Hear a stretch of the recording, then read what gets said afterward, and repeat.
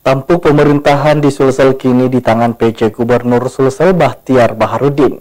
Sejumlah catatan penting pun harus menjadi atensi bagi PJ Gubernur Sulawesi Selatan. Salah satunya menjaga netralitas ASN menjelang tahun politik demokrasi 2024.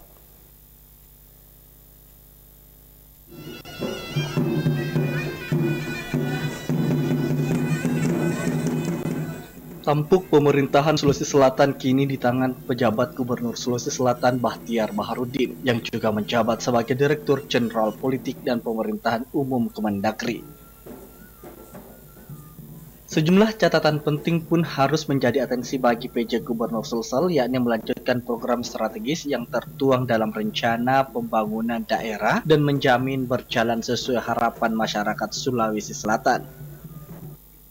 Pengamat pemerintahan dari Universitas Hasanuddin Makassar, Lukman Irwan mengatakan, yang paling penting dilakukan PJ Gubernur Sulsel yaitu mempercepat program yang tengah berjalan, utamanya terkait infrastruktur jalan dan jembatan agar laju ekonomi masyarakat Sulsel menjadi lancar, juga menjaga netralitas ASN menjelang tahun politik demokrasi 2024. Program-program strategis yang sementara berjalan menjadi penting supaya bisa dirasakan manfaatnya oleh masyarakat.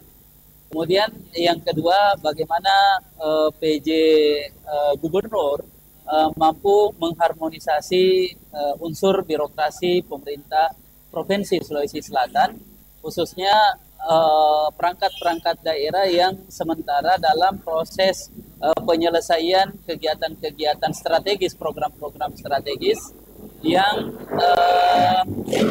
sudah masuk di fase triwulan ketiga sekarang ini. Masih ada beberapa perangkat daerah serapan anggarannya masih rendah. Ini harus menjadi perhatian PJ Gubernur supaya perangkat daerah ini betul-betul memanfaatkan anggaran yang disiapkan.